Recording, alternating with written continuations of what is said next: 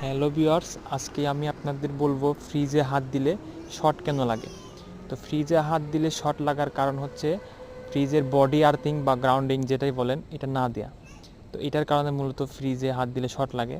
তো তাই আমরা যেখানেই কাজ করি ফ্রিজের গ্রাউন্ডিং লাইন বা বডি আর্থিং দিয়ে থাকি। দেখুন আমাদের দক্ষ মিস্ত্রি কত সুন্দরভাবে সকেটগুলোতে গ্রাউন্ডিং লাইন দিচ্ছে। তো আমরা এভাবে কাজগুলো করে থাকি। দেখুন আমাদের ঠিকানা গাজীপুর চৌরাস্তা, বিআরটিসি রোড, শালনা বাজার। তো দেখতে থাকুন কীভাবে কাজটি করে।